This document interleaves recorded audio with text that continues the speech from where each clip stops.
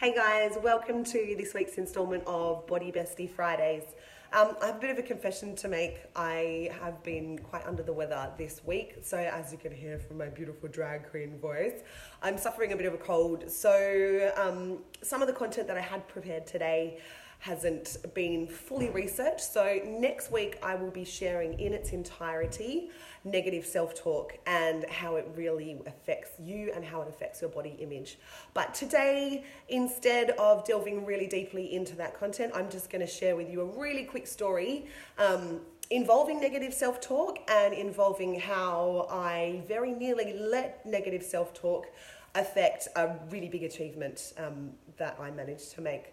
So about maybe 7 years ago, it would have been about 5 years ago, because I'd already had one kid, and I decided that I really wanted to make running one of my fitness goals. I was trying to get back in shape after having my baby, and I've never been a runner. I've always been crap at it. So I decided to make one of my New Year's goals to run 5K. So the first run I ever went on was horrific. I ran 800 meters and I dry heaved over a bridge and I walked home. And that was my very first run. Now, how does this relate to negative self-talk? Because I wanted to talk a little bit today about something called logical negative self-talk, which is where something might happen, and so then you logically make an assumption and a negative assumption based on that. So I could have done my 800 meter run, dry heaved over this bridge, and I could have made the logical but negative assumption that I was crap at running. I could have said, you're not a runner, you're never going to be a runner, you may as well give up right now. And that would have been the end of my running career.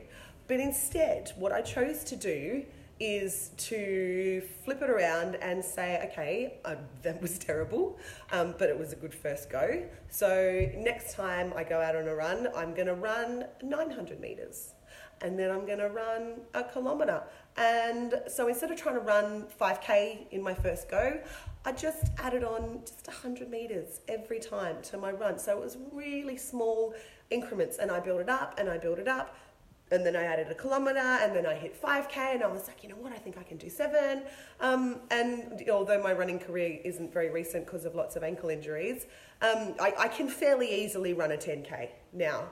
And if you'd had to ask me chucking up over a bridge whether 10K was a realistic fitness goal, I would have laughed in your face.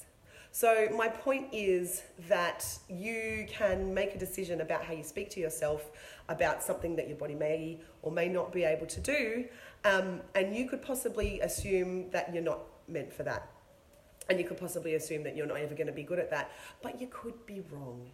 So next week, I'm going to chat much more about negative self-talk, how damaging it can be, and how it can really affect your body image, but also what you can do to turn it around so that you can start to really love your body just that little bit more.